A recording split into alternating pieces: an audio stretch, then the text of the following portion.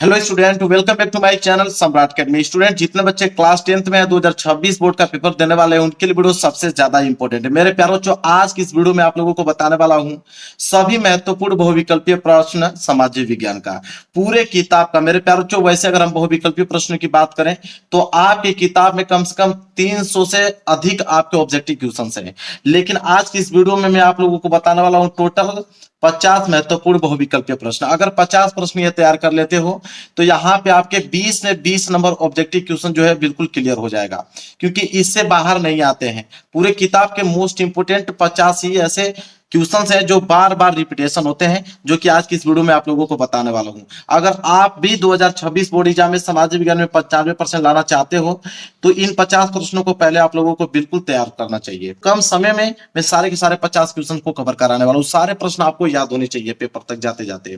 पहला प्रश्न देखिए क्या है। पहला प्रश्न यह है कि राष्ट्रवाद का प्रारंभ सर्वप्रथम किस देश से हुआ। वेरी वेरी मोस्ट इंपोर्टेंट यह प्रश्न मेरे प्यारे बच्चों है। हर साल यह प्रश्न आता है और इस साल भी यह प्रश्न पूछा जाएगा। तो आपको मालूम होना चाहिए कि राष्ट्रवाद का प्रारंभ जो है सर्वप्रथम किस देश से हुआ। चार ऑप्शन आपके पास हैं, तो किस देश से हुआ मेरे प्यारे बच्चों, तो फ्रांस देश से हुआ। सी वाला ऑप्शन जो है बिल्कुल राइट आंसर हो जाएगा। तो यह प्रश्न बहुत ही ज्यादा इंपॉर्टेंट है, इसको आप लोगों को याद कर लेना है। इसके बाद अगर हम आगे बढ़े, क्वेश्चन नंबर दूसरे है। क्वेश्चन नंबर दूसरा यह है मेरे प्यारे बच्चों कि फ्रांस की क्रांति हुई, मतलब फ्रांस की क्रांति किस सन में हुआ था। ठीक है, चार ऑप्शन आपके पास हैं। अगर आपको आंसर मालूम है तो मुझसे पहले ही कमेंट करके आप बता दीजिए कि फ्रांस की क्रांति कब हुआ था, किस सन में हुआ था। तो 1789 ईस्वी में हुआ था। बी वाला ऑप्शन जो है बिल्कुल राइट आंसर हो जाएगा। क्वेश्चन नंबर दूसरे का बी वाला जो है बिल्कुल राइट आंसर है। इसके बाद आगे बढ़ते हैं क्वेश्चन नंबर तीसरे की तरफ। मेरे प्यारों, जो देखिए क्वेश्चन नंबर तीसरा क्या है।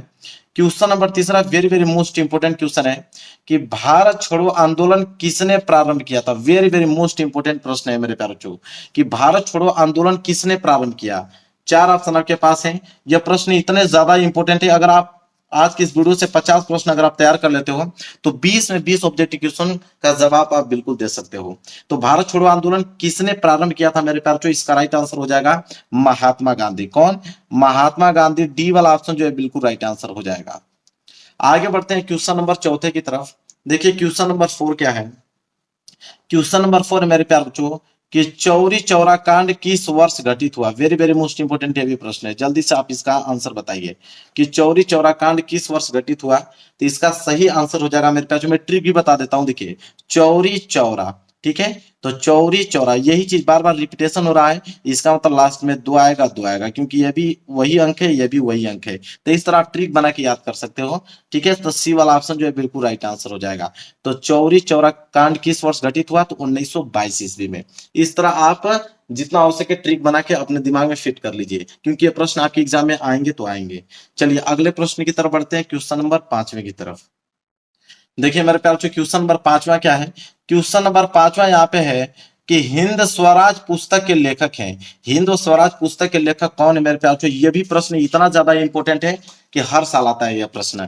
तो हिंद स्वराज पुस्तक के लेखक कौन है, तो महात्मा गांधी। सी वाला ऑप्शन जो है बिल्कुल राइट आंसर हो जाएगा। हिंद स्वराज पुस्तक के लेखक महात्मा गांधी। आगे बढ़ते हैं क्वेश्चन नंबर 6 की तरफ। देखिए क्वेश्चन नंबर 6 क्या है कि करो या मरो का नारा किसका था। करो या मरो का नारा किसने दिया था मेरे प्यारे बच्चों। ये भी प्रश्न बहुत ज्यादा इंपॉर्टेंट है, तो इनका भी राइट आंसर हो जाएगा डी वाला, महात्मा गांधी। करो या मरो का नारा किसने दिया, महात्मा गांधी ने दिया था। आगे बढ़ते हैं अगले प्रश्न की तरफ, प्रश्न नंबर 7। देखिए प्रश्न नंबर 7 क्या है कि महात्मा गांधी दक्षिण अफ्रीका से वापस कब लौटे। ये प्रश्न वेरी वेरी मोस्ट इंपोर्टेंट है, डबल स्टार बना लीजिए। ठीक है, महात्मा गांधी दक्षिण अफ्रीका से वापस कब लौटे मेरे प्यारे, किस सन में लौटे, तो सन 1915 ईस्वी में। बी वाला ऑप्शन जो है बिल्कुल राइट आंसर हो जाएगा। आगे बढ़ते हैं अगले प्रश्न की तरफ। देखिए अगला प्रश्न है प्रश्न नंबर 8वां। प्रश्न नंबर 8वां क्या है मेरे प्यारे बच्चों, देखिए उसको कह रहा है कि वंदे मातरम गीत किसके द्वारा लिखा गया था। वेरी वेरी मोस्ट इंपोर्टेंट प्रश्न है कि वंदे मातरम गीत जो है किसके द्वारा लिखा गया था। बहुत ही ज्यादा इंपॉर्टेंट प्रश्न है, तो इसका राइट आंसर हो जाएगा बंकिम चंद्र चट्टोपाध्याय द्वारा। ठीक है, बंकिम चंद्र चट्टोपाध्याय द्वारा।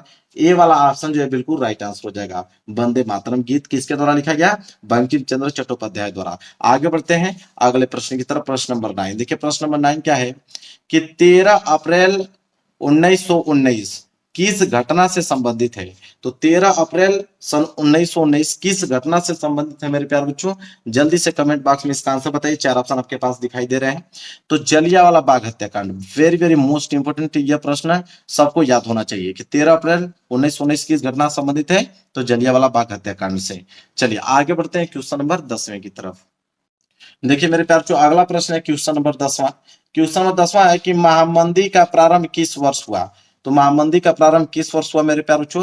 सन 1929। सी वाला ऑप्शन जो है बिल्कुल राइट आंसर हो जाएगा, सन 1929।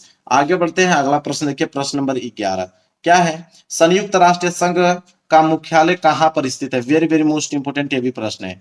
संयुक्त राष्ट्र संघ का मुख्यालय जो है कहां पर स्थित है? तो वह है आपका न्यूयॉर्क में। सी वाला ऑप्शन जो है वेरी वेरी मोस्ट इंपोर्टेंट एक क्वेश्चन है, सी वाला जो है इसका राइट आंसर हो जाएगा। संयुक्त राष्ट्र संघ का मुख्यालय कहां पर स्थित है? न्यूयॉर्क में। आगे बढ़ते हैं क्वेश्चन नंबर 12 देखिए। क्वेश्चन नंबर 12 है कि संयुक्त राष्ट्र संघ की स्थापना कब हुई? अभी हमने क्या देखा कि संयुक्त राष्ट्र संघ का मुख्यालय कहां पर स्थित है। अब हम देख रहे हैं कि संयुक्त राष्ट्र संघ की स्थापना किस सन में हुआ मेरे प्यारे बच्चों? तो सन 1945 में। दोनों प्रश्न आपको याद होना चाहिए, ठीक है। चलिए आगे बढ़ते हैं, अगला प्रश्न देखिए, प्रश्न नंबर 13। प्रश्न नंबर 13वां प्रश्न मेरे प्यारे बच्चों यह है देखिए कि प्रथम विश्व युद्ध प्रारंभ हुआ। प्रथम विश्व युद्ध जो हुआ मेरे प्यार, किस सन में प्रारंभ हुआ था? तो सन 1914 ईस्वी में। यहाँ पे ए वाला ऑप्शन जो है बिल्कुल राइट आंसर हो जाएगा। आगे बढ़ेंगे, अगला प्रश्न देखिए, प्रश्न नंबर यहाँ पे 14 है कि भूमि एक डॉट डॉट डॉट संसाधन है। मतलब बताना है कि इसमें क्या भरा जाएगा, मतलब भूमि एक कैसा संसाधन है। तो भूमि जो है मेरे प्यार बच्चों एक प्राकृतिक संसाधन है, इसलिए ए वाला जो है बिल्कुल राइट आंसर हो जाएगा। आगे बढ़ते हैं, अगला प्रश्न के प्रश्न नंबर 15 कह रहा है कि निम्नलिखित में से मिट्टी का प्रकार नहीं है। मतलब 4 ऑप्शन दिया गया है, इसमें बताना है कि कौन मिट्टी का प्रकार नहीं है। तो मिट्टी का प्रकार अगर हम बात करें तो सीमेंट जो है मिट्टी का प्रकार नहीं है। अन्यथा आप जानते हैं कि काली मिट्टी होता है, लेटराइट मिट्टी भी होता है, पीली मिट्टी भी होती है। सीमेंट जो है मिट्टी का प्रकार नहीं है, इसलिए डी वाला ऑप्शन जो है बिल्कुल राइट आंसर हो जाएगा। चलिए आगे बढ़ते हैं क्वेश्चन नंबर 16 की तरफ। चलिए अगला प्रश्न देखिए, प्रश्न नंबर 16 क्या है? प्रश्न नंबर 16 मेरे प्यारे बच्चों कि निम्नलिखित में से किस राज्य में काली मिट्टी पाई जाती है? आपको बताना है कि किस राज्य में जो है काली मिट्टी पाई जाती है। 4 ऑप्शन आपके पास है। तो काली मिट्टी की अगर हम बात करें तो गुजरात में। गुजरात में काली मिट्टी पाई जाती है। बी वाला ऑप्शन जो है बिल्कुल राइट आंसर हो जाएगा। आगे बढ़ते हैं, अगला प्रश्न देखिए, प्रश्न नंबर 17वां। प्रश्न नंबर 17 क्या है मेरे प्यारे बच्चों? बोला कि पर्वतों पर मृदा अपर्दन का साधन है। पर्वतों पर मृदा अपर्दन का साधन है मेरे प्यारे बच्चों, इसका राइट आंसर हो जाएगा हिमनद। क्या हो जाएगा? हिमनद। बी वाला जो है बिल्कुल राइट आंसर हो जाएगा। इसी के साथ आगे बढ़ेंगे प्रश्न नंबर 18 की तरफ। देखिए प्रश्न नंबर 18 क्या है? वेरी वेरी मोस्ट इंपोर्टेंट प्रश्न नंबर 18 कि पंजाब में भूमि निम्नीकरण का मुख्य कारण क्या है? तो पंजाब में भूमि निम्नीकरण का मुख्य कारण क्या है मेरे प्यारे बच्चों? बहुत ही ज्यादा इंपॉर्टेंट है। तो इसका मुख्य कारण है अधिक सिंचाई। सी वाला ऑप्शन जो है बिल्कुल राइट आंसर हो जाएगा। इसी के साथ आगे बढ़ते हैं, अगला प्रश्न नंबर 19 है कि निम्नलिखित में से कौन सा नवीकरण योग्य संसाधन नहीं है? बताना इसमें से कि नवीकरण योग्य संसाधन इन चारों ऑप्शन में से कौन नहीं है। तो अगर हम बात करें जीवाश्म ईंधन, जीवाश्म ईंधन जो है मेरे प्यारे बच्चों नवीकरण योग्य संसाधन नहीं है। सी वाला जो है बिल्कुल राइट आंसर हो जाएगा। आगे बात करते हैं प्रश्न नंबर 20वें की तरफ। देखिए प्रश्न नंबर 20वां क्या है कि चाय की खेती के लिए कौन सी मिट्टी उपयुक्त है? मतलब चाय की खेती के लिए कौन सी मिट्टी जो है अधिक उपयोगी होती है? तो अगर हम बात करें तो इसका राइट आंसर हो जाएगा लेटराइट मिट्टी। लेटराइट मिट्टी जो है मेरे प्यारे बच्चों चाय की खेती के लिए बहुत ही उपयुक्त मानी जाती है। आगे बात करते हैं, अगला प्रश्न देखिए, प्रश्न नंबर 21। प्रश्न नंबर 21 है कि निम्नलिखित में से किस राज्य में सीढ़ीदार खेती की जाती है? किस राज्य में सीढ़ीदार खेती की जाती है मेरे प्यारे बच्चों? ठीक है, सीढ़ी बनाकर वहां पे खेती की जाती है मेरे प्यारे बच्चों, वह आप लोगों का उत्तराखंड। क्या है? उत्तराखंड। डी वाला जो है बिल्कुल राइट आंसर हो जाएगा। आगे बात करते हैं अगले प्रश्न की तरफ, प्रश्न नंबर 22। देखिए अगला प्रश्न है प्रश्न नंबर 22वां क्या मेरे प्यारे बच्चों कि निम्न में से कौन सा एक व्यक्तिगत संसाधन नहीं है? बताना कि इन चारों ऑप्शन में से कौन जो है व्यक्तिगत संसाधन नहीं है। तो वह है आप लोगों का खनिज संसाधन। खनिज संसाधन जो है वो व्यक्तिगत संसाधन नहीं है। डी वाला ऑप्शन जो है बिल्कुल राइट आंसर हो जाएगा। इसी के साथ देखिए प्रश्न नंबर 23 क्या है कि निम्न में से कौन सा संसाधन पुनः चक्रीय है? बताना कि पुनः चक्रीय संसाधन कौन इन चारों ऑप्शन में से? तो वह है आप लोगों का लोहा। ठीक है, क्या है मेरे प्यारे बच्चों? लोहा जो है पुनः चक्रीय संसाधन है। ए वाला ऑप्शन जो है बिल्कुल राइट आंसर हो जाएगा। आगे बात करते हैं प्रश्न नंबर 24। प्रश्न नंबर 24 है कि निम्नलिखित में से कौन सा एक संभावित संसाधन है? बताना कि संभावित संसाधन इन चारों ऑप्शन में से कौन है? तो संभावित संसाधन की अगर हम बात करें तो वह है आपका पवन ऊर्जा। सी वाला ऑप्शन जो है बिल्कुल राइट आंसर हो जाएगा, पवन ऊर्जा। आगे बात करते हैं अगला प्रश्न, प्रश्न नंबर 25 कि चिपको आंदोलन संबंधित है, मतलब चिपको आंदोलन किसके लिए चलाया गया था? तो चिपको आंदोलन की अगर हम बात करें तो वन संरक्षण के लिए, मतलब पेड़ पौधों की रक्षा के लिए यह संसाधन चलाया गया था। लोग पेड़ों को चिपक कर उनकी रक्षा करते थे। तो बी वाला ऑप्शन जो है बिल्कुल राइट आंसर हो जाएगा। इसके बाद अगला प्रश्न है 26, क्या है कि सुंदरवन राष्ट्रीय पार्क किस राज्य में स्थित है? तो सुंदरवन राष्ट्रीय पार्क जो है वह किस राज्य में स्थित है? वह है आपका पश्चिम बंगाल, पश्चिम बंगाल में स्थित है। सी वाला ऑप्शन जो है बिल्कुल राइट आंसर हो जाएगा। इसी के साथ आगे बढ़ते हैं प्रश्न नंबर 27, कह रहा है कि विश्व में सर्वाधिक वर्षा किस स्थान पर होती है? मतलब कि विश्व की बात कर रहा है कि विश्व में सबसे ज्यादा जो है बारिश जो है, वर्षा जो है वह कहाँ पे होती है पूरे संसार में? तो वह आप लोगों का मासिनराम में। कहाँ पे मेरे प्यार, मासिनराम। ए वाला ऑप्शन जो है बिल्कुल राइट आंसर हो जाएगा, मतलब मासिनराम में सबसे ज्यादा वर्षा होती है। आगे बात करते हैं प्रश्न नंबर 28। देखिए मेरे प्यार, जो अगला प्रश्न है प्रश्न नंबर 28, क्या है? कह रहा है कि टिहरी बांध परियोजना किस राज्य में स्थित है? वेरी वेरी मोस्ट इंपोर्टेंट मेरे प्यार, अगर आपको आंसर मालूम है तो जल्दी से आप कमेंट करके बताएं, बहुत इंपॉर्टेंट है। टिहरी बांध परियोजना किस राज्य में स्थित है? तो वह आपका उत्तराखंड, उत्तराखंड राज्य में स्थित है, इसलिए सी वाला ऑप्शन जो है बिल्कुल राइट आंसर हो जाएगा। आगे बढ़ते हैं, अगला प्रश्न है प्रश्न नंबर 29, कह रहा है कि सलाल बांध किस नदी पर बना है? सलाल बांध जो है किस नदी पर बना हुआ है मेरे प्यारों बच्चों? वह इसका राइट आंसर होगा चीनाब नदी पर। किस नदी पर बना हुआ है? चीनाब नदी पे। सारे प्रश्न आपको याद होना चाहिए, इससे बाहर प्रश्न आपके समाज विज्ञान में नहीं पूछा जाएगा ऑब्जेक्टिव में। इसके बाद अगला प्रश्न है 30वां कि इनमें से कौन सी रबी फसल है? रबी की फसल इन चारों ऑप्शनों में से कौन है मेरे प्यार? तो बिल्कुल आसान है, तो आप कहोगे चना। चना में भी कौन सा? काला चना। ठीक है, काला चना जो है मेरे प्यारों जो रबी की फसल है। सी वाला ऑप्शन जो है बिल्कुल राइट आंसर हो जाएगा। इसके बाद है प्रश्न नंबर 31 कि इनमें से कौन सी एक फलीदार फसल है? बताना है कि फलीदार फसल इन चारों ऑप्शनों में से कौन है। Very very most important. सबको मालूम है कि दालें, दालें जो है फलीदार फसल के अंतर्गत आती हैं, इसलिए ए वाला ऑप्शन जो है बिल्कुल राइट आंसर हो जाएगा।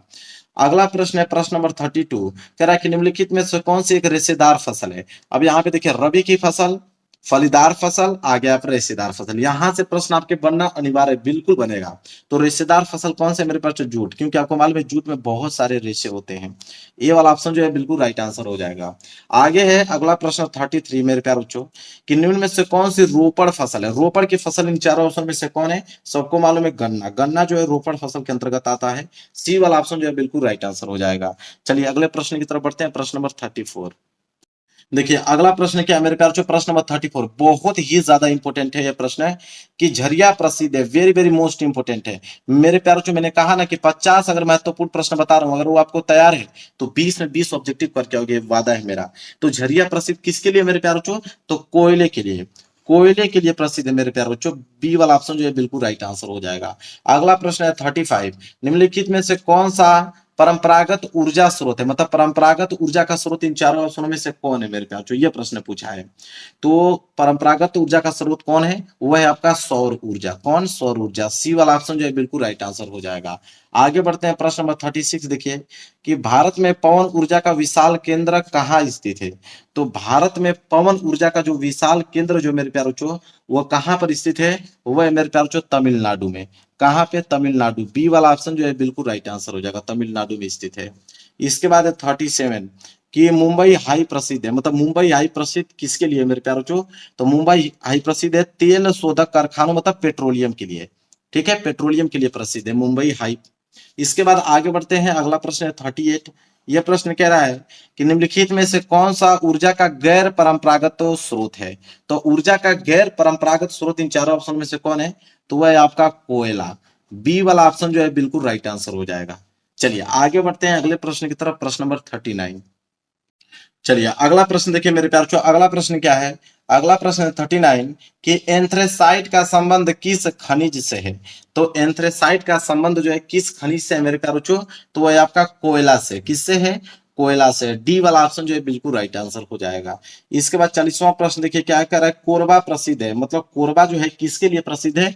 तो कोयले के लिए प्रसिद्ध है। कोरबा किसके लिए प्रसिद्ध है? कोयला। देखिए को से कोरबा, को से कोयला, इस तरह आप इसका ट्रिक बना सकते हो। अगला प्रश्न है प्रश्न नंबर 41, क्या है कि श्रीलंका में निम्नलिखित में से कौन सा बहुसंख्यक वर्ग है? तो श्रीलंका में निम्नलिखित में से कौन सा बहुसंख्यक वर्ग है? मेरे पास जो 4 ऑप्शन आपके पास दिए गए हैं वह आपका सिन्हली। भूलिएगा मत, बहुत सारे बच्चे इस क्वेश्चन को भूल जाते हैं, बार बार ये प्रश्न एग्जाम में आता है। तो श्रीलंका में निम्नलिखित में से कौन सा बहुसंख्यक वर्ग है? वह है आपका सिन्हली। इसके बाद है आपका अगला प्रश्न 42 कि भारत के संविधान की 8वीं अनुसूची में कुल भाषाएं कितनी है? ठीक है, तो भारत के संविधान की 8वीं अनुसूची की अगर हम बात करें तो इसमें कुल कितने भाषाएं हैं मेरे प्यारे बच्चों? 22 भाषाएं हैं, 22। बी वाला ऑप्शन जो है बिल्कुल राइट आंसर हो जाएगा। प्रश्न बहुत ज्यादा इंपॉर्टेंट है। इसके बाद है अगला 43वां प्रश्न क्या है कि भारत में पंचायती राज की स्थापना हुई थी। तो भारत में पंचायती राज की स्थापना किस सन में हुआ था मेरे प्यारे बच्चों? सन 1992 में हुआ था। सी वाला ऑप्शन जो है बिल्कुल राइट आंसर हो जाएगा। अगला प्रश्न देखते हैं। अगला प्रश्न है 44 कि भारत में कुल कितने संघीय राज्य हैं? यह भी प्रश्न बहुत ज्यादा इंपॉर्टेंट है, सारे बच्चों को मालूम भी होगा कि भारत में कुल कितने संघीय राज्य हैं। तो आप कहोगे 28। कितने हैं? 28 हैं। बी वाला जो है बिल्कुल राइट आंसर हो जाएगा। चलिए अगले प्रश्न की तरफ बढ़ते हैं, प्रश्न नंबर 45। चलिए अगला प्रश्न देखिए मेरे प्यार, 45वां प्रश्न क्या है कि भारत में केंद्र शासित राज्यों की संख्या कितनी? यह भी प्रश्न बहुत ज्यादा इंपॉर्टेंट है। तो भारत में केंद्र शासित राज्यों की कितनी संख्या है? तो वह है आपके 8। कितने हैं? 8। डी वाला ऑप्शन जो है बिल्कुल राइट आंसर हो जाएगा। इसके बाद है अगला प्रश्न 46 कि यदि हम लैंगिक भेदभाव की बात करते हैं तो उसका अर्थ होता है। कहने का मतलब कि यदि हम लैंगिक भेदभाव की बात करें तो उसका अर्थ क्या होता है? उसका अर्थ यह होता है कि समाज में स्त्री और पुरुष की असमान भूमिका। ए वाला ऑप्शन जो है बिल्कुल राइट आंसर हो जाएगा। आगे बढ़ते हैं। अगला प्रश्न है प्रश्न नंबर 47 कि भारतीय राष्ट्रीय कांग्रेस की स्थापना किस वर्ष में हुई? तो भारतीय राष्ट्रीय कांग्रेस की स्थापना किस सन में हुआ मेरे प्यारे बच्चों? बहुत ज्यादा इंपॉर्टेंट है, सन 1885 में। ए वाला ऑप्शन जो है बिल्कुल राइट आंसर हो जाएगा। अगले क्वेश्चन की तरफ बढ़ते हैं। देखिए अगला क्वेश्चन क्या है 48 कह रहा है कि भारत में मताधिकार की आयु क्या है? मतलब आप कितने वर्ष के रहेंगे भारत में तो आप वोट दे सकते हैं, मत दे सकते हैं। तो इसका सही जवाब होगा 18 वर्ष। अगर आपका एज 18 वर्ष हो गया है तो आप बिल्कुल मत दे सकते हैं। इसके बाद अगला है 49 कि लोकतांत्रिक शासन व्यवस्था अन्य व्यवस्थाओं से अच्छी है क्योंकि यह। तो मेरे प्यार बच्चों देखिए, लोकतांत्रिक शासन व्यवस्था जो है अन्य व्यवस्थाओं से अच्छी है, इसलिए होती है क्योंकि सभी नागरिकों में समानता को बढ़ावा देती है। यह बिल्कुल सही है। इसके बाद व्यक्ति की गरिमा को भी बढ़ावा देता है, यह भी सही है। तो इसका सही आंसर क्या होगा? सी वाला ऑप्शन। मतलब ए और बी दोनों सही है, इसलिए सी वाला जो है बिल्कुल राइट आंसर हो जाएगा। चलिए लास्ट प्रश्न की तरफ बढ़ते हैं, प्रश्न नंबर 50। देखिए लास्ट प्रश्न है 50वां प्रश्न है कि निम्नलिखित में से किस एक देश को छोड़कर हर जगह तानाशाही पर लोकतंत्र को प्राथमिकता दी जाती है? तो मेरे प्यारे बच्चों कह रहा है कि किस देश को छोड़कर हर जगह तानाशाही पर लोकतंत्र को प्राथमिकता दी जाती है? तो किस देश को छोड़कर? वो देश है आपका पाकिस्तान। बी वाला ऑप्शन जो है बिल्कुल राइट आंसर हो जाएगा। अब मेरे प्यारे बच्चों आज की इस वीडियो में मैंने आप लोगों को 50 मोस्ट इंपोर्टेंट ऑब्जेक्टिव क्वेश्चन बताया। अब इसको किसी कीमत पे आप लोग तैयार कर लीजिए। आप लोगों का 20 में 20 ऑब्जेक्टिव क्वेश्चन जो है बिल्कुल आज से ही आप लोगों का क्लियर हो जाएगा, क्योंकि पूरे किताब का मैं 50 ही आप लोगों को मोस्ट इंपोर्टेंट क्वेश्चन बता रहा हूँ। ठीक है, इससे बाहर आपके एग्जाम में नहीं पूछा जाएगा। तो इसलिए कह रहा हूं कि वीडियो को लाइक कर दीजिए, चैनल पर नए होंगे तो चैनल को जरूर सब्सक्राइब करना। चलिए मिलेंगे नेक्स्ट वीडियो में, तब तक के लिए धन्यवाद।